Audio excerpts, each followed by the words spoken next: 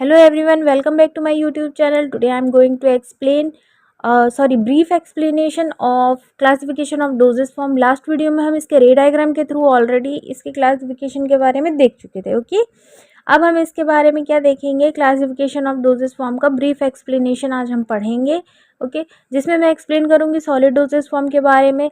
Classification of doses form कितने parts में divide है एक बार पहले रिवाइज कर लेते हैं. इसके फिजिकल अपीयरेंस के अकॉर्डिंग इसको डिवाइड किया गया है. इसमें फाइनल प्रोडक्ट हमको क्या क्या मिलता है, तो solid doses form, liquid doses form, then semi solid doses form. Okay, then अब हम यहाँ पर आते हैं सॉलिड डोजेस फॉर्म के बारे देखते हैं. सॉलिड डोजेस फॉर्म जनरली कितने पार्ट्स में डिवाइड है, 2 पार्ट्स में डिवाइड है. क्या क्या है,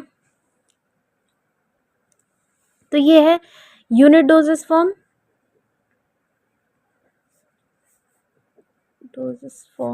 एंड बल्क. ओके, बल्क में ये हम पहले ही देख चुके थे. अब उसके बाद इसके क्या सॉलिड डोजेस फॉर्म क्या होता है, तो solid doses form are available mostly in the unit doses form. ये क्या है, जनरली इसको ज़्यादातर किस में देखा जाता है, यूनिट डोजेस फॉर्म में हम इसको देखते हैं.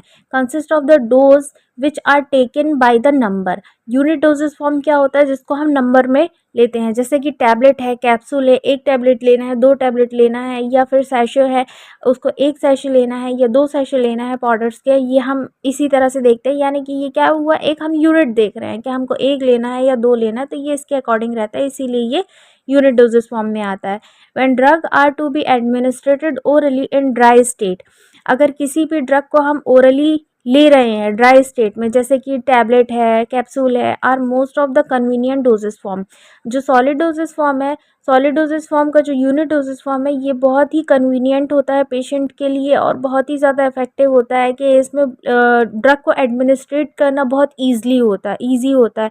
किस तरह से ईजी होगा, ये ऐसे ईजी हो जाता है कि पेशेंट कोई भी है, अगर वो टैबलेट कैप्सूल ले रहा है ओरली, तो वो बहुत ईजी है अकॉर्डिंग टू दैट कि इंजेक्शन लेना है, आईवी लेना है, आईएम लेना है, या फिर और भी जो रूट होते हैं ड्रग एडमिनिस्ट्रेशन के, उनके अकॉर्डिंग जो ओरली ड्रग एडमिनिस्ट्रेशन का जो रूट है वो बहुत ही ज़्यादा इजी माना जाता है और है भी. ये बहुत ज़्यादा इफ़ेक्टिव होता है, easy to handle.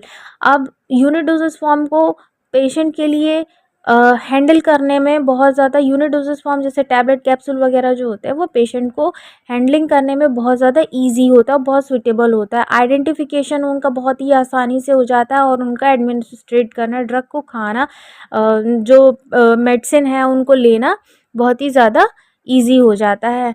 Some drug are packed and supplied in bulk. कुछ ड्रग ऐसे होते हैं जिनको बल्क फॉर्म में हम पैक करते हैं और सप्लाई किया जाता है और एडमिनिस्ट्रेट भी किया जाता है. The bulk form are meant for internal use supplied either as a granule और फाइन पाउडर. अब उसके बाद हमने क्या देखा, यूनिट डोजेस फॉर्म जो है वो इसमें क्या क्या चीज़ें आती हैं, tablet, capsule, powder, pills and etcetera. Okay, अब उसके बाद बल्क डोजेस फॉर्म जो है ये कितने पार्ट्स में डिवाइड है, ये 2 पार्ट्स में डिवाइड है. एक internal, other one is external. तो जो इंटरनल है, इंटरनल में हमको क्या ले रहे हैं, इंटरनल में जो हम देखते हैं, इंटरनल जो ड्रग ले रहे हैं इसमें हमारे पास क्या क्या आता है, ग्रेन्यूल, फाइन पाउडर और एफरवेसेंट ग्रेन्यूल. और जो एक्सटर्नल है, एक्सटर्नल में हम क्या देखते हैं, एक्सटर्नल में हमारे पास आता है powder, dusting powder, insufflation,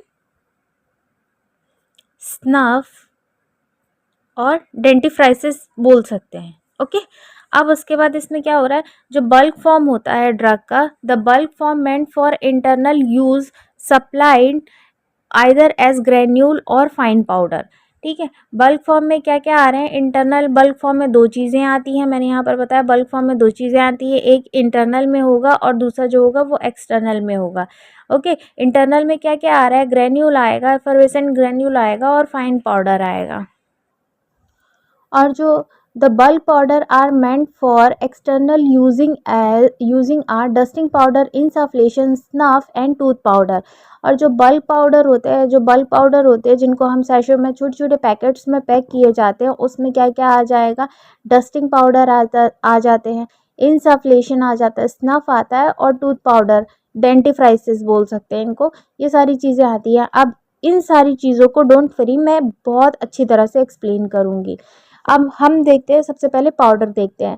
tablet capsule का ऑलरेडी एक एक चैप्टर है हमारे सिलेबस में फार्मास्यूटिक्स 1 में, इसीलिए डायरेक्ट यहाँ पर हम पाउडर को एक्सप्लेन करेंगे। और जो मैंने रे डायग्राम बना करके लास्ट वीडियो में अपलोड किया हुआ है क्लासिफिकेशन का, वो बहुत इंपॉर्टेंट है, एग्जाम में वो क्वेश्चंस आ सकते हैं। Okay, so let's start again. Powder are the solid dosage form of the medicament which are meant for internal and external use. जो पाउडर है वो इंटरनल और एक्सटर्नल दोनों ही तरह से यूज़ किए जाते हैं। They are available in crystalline and amorphous form. Crystalline और एमॉर्फस दोनों ही फॉर्म में ये अवेलेबल होंगे। पाउडर का यूज़ क्या क्या होता है, तो पाउडर का यूज़ सबसे पहले हम देखेंगे bulk powder for internal use. Internal के लिए हम क्या देखते हैं, फाइन पाउडर और ग्रेन्यूल होगा। ओके, और एक्सटर्नल में क्या क्या चीज़ें यूज़ होती हैं पाउडर में, snuff, dusting powder, tooth powder, insufflation, ये सारी चीज़ें बहुत अच्छी तरह से मैं एक्सप्लेन करूँगी ब्रीफ।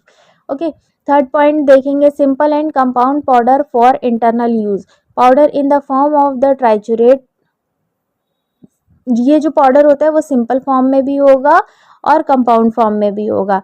किसके लिए, इंटरनल फॉर्म के लिए। Powder in the form of the ट्राइचुरेट और कंपाउंड टैबलेट्स, कंप्रेस टैबलेट। जो पाउडर है वो दो फॉर्म में और रहता है। जो टैबलेट, कुछ कंप्रेस टैबलेट आती हैं वो पाउडर से ही बनती हैं, एक हम उस फॉर्म में भी एडमिनिस्ट्रेट करते हैं ड्रग को, और दूसरा जो होगा वो ट्राइचुरेट फॉर्म में भी हम ड्रग लेते हैं। Powder enclose in the sachet and capsule. और कुछ पाउडर के फॉर्मुलेशन इस तरह से रहते हैं कि वो सैशे में पैक रहेंगे और कैप्सूल में भी रहेंगे। जनरली आप लोगों ने देखा होगा कैप्सूल में पाउडर भी होते हैं, ग्रेन्यूल्स भी होते हैं। ठीक है, नेक्स्ट देखेंगे हम dentifrices. These are applied with the help of the tooth brush. सभी को मालूम है कि जो डेंटिफ्राइसिस के लिए हम पाउडर यूज़ करते हैं वो टूथ ब्रश से ही यूज़ करेंगे ना। For cleaning the surface of the teeth, tooth brush से ही क्या कर रहे हैं, टूथ ब्रश से ही पाउडर को यूज़ कर रहे हैं टीथ की सरफेस को क्लीन करने के लिए। ये कोई बताने वाली बात नहीं है, आप लोग बहुत अच्छी तरह से जानते हैं। This attain the suitable detergent, sorry, they contain the suitable detergent, soap, some abrasive material और फ्लेवर। ठीक है, जो पाउडर होते हैं हमारे पास डेंटिफ्राइसिस के लिए, टूथ पाउडर जनरली आते हैं, जैसे कि आप लोगों को मालूम होगा कुछ ब्रांड्स में या कोलगेट वगैरह। तो ऐसे पाउडर क्या होते हैं, इनमें क्या क्या कुछ डिटर्जेंट सोप्स अवेलेबल रहते हैं, एब्रेसिव मटेरियल रहेंगे और फ्लेवर के लिए कुछ फ्लेवरिंग एजेंट रहते हैं। The abrasive agents such as the calcium sulfate, magnesium carbonate, sodium citrate and sodium chloride are the used as a fine powder. सो डेंटिफ्राइसिस के लिए जो पाउडर यूज़ किए जाते हैं उनमें कुछ एब्रेसिव एजेंट रहते हैं, such as calcium sulphate, magnesium carbonate, sodium citrate and sodium chloride are used as the fine powder. इन सारी चीज़ों को मिक्स करके फाइन पाउडर में कन्वर्ट किया जाता है, देन टूथब्रश के थ्रू इसको यूज़ किया जाता है। A strong abrasive substance should however not to be used as it may be damage tooth structure। तो कुछ ऐसे एब्रेसिव एजेंट जो कि टूथ स्ट्रक्चर को ख़राब कर सकते हैं, ऐसे एब्रेसिव एजेंट या फिर डेंजर एजेंट को हमको यूज़ नहीं करना है। ओके, अब इसके एग्ज़ाम में आने वाली एक चीज़ ये भी है, इसमें कई बार होता है कि फॉर्मूले आपको क्वेश्चन में आते हैं कि फार्मूला एक्सप्लेन करिए। तो उसमें क्या होता है कि मैंने एक फार्मूला यहाँ पर लिखा भी हुआ है और उसके जो प्रोसेस है यहाँ पर ये प्रोसेस है, तो प्रोसेस भी एक्सप्लेन करना पड़ता है। ओके, तो इसमें क्या होता है, हार्ड सोप है 50 gram, precipitate calcium carbonate 935 gram, saccharin sodium जो कि फ्लेवरिंग एजेंट है ये 2 ग्राम, पेपरमेंट ऑयल 4 ml और cinnamon oil methyl salicylate. Then इसका जो प्रोसेस है ये क्या कर रहा है, triturate the saccharin sodium, the oil and methyl salicylate with about the 1/2 of the precipitate calcium carbonate. ठीक है, सबसे पहले क्या करना है, जो सैकरीन सोडियम है और उसको सैकरीन सोडियम जो है उसको ऑयल के साथ मिक्स करेंगे, अच्छी तरह से उसको ट्राइचुरेट करेंगे और मिथाइल सैलिसाइलेट भी उसमें ऐड करना है और करीब 1/2 of the precipitate calcium carbonate को मिक्स करना है। देन सोप विद द, इसके प्रोसीजर में सबसे पहले हमको saccharin sodium oil methyl salicylate को ट्राइचुरेट करेंगे 1/2 ऑफ प्रिसिपिटेट कैल्शियम कार्बोनेट के साथ। ओके, देन मिक्स कर देंगे। जो रिमेनिंग सोप है उसको remaining calcium carbonate precipitate calcium carbonate के साथ मिक्स कर देंगे with the 2 powder thoroughly and pass it through a fine sieve. सबसे पहले हमको सोडियम सैकरीन को लेना है, ऑयल लेना है, मिथाइल सैलिसाइलेट को लेंगे और 1/2 ऑफ प्रिसिपिटेट कैल्शियम कार्बोनेट के साथ ट्राइचुरेट करेंगे। देन जो रिमेनिंग प्रिसिपिटेट कैल्शियम कार्बोनेट है उसको सोप के साथ मिक्स करके इन दोनों पाउडर को आपस में बहुत अच्छी तरह से मिक्स कर देंगे। देन फाइन सीव से इसको पास करना है। बस इतना सही इसका प्रोसेस है। आज यहाँ पर ये कंप्लीट हो गया, डेंटिफ्राइसिस मैंने आज कंप्लीट कर दिया। देन नेक्स्ट वीडियो में जो बचे हुए रिमेनिंग पोर्शन है उसको कंप्लीट करेंगे। आप लोगों को अगर कोई भी डाउट हो तो आप मुझको कमेंट करके पूछ सकते हैं। और एक क्वेश्चन आप लोगों के लिए ये है कि आप लोग मुझे बताएंगे कि डिटर्जेंट का जो केमिकल नेम है वो और सोप का जो केमिकल नेम आप लोग मुझको कमेंट करके बताइए।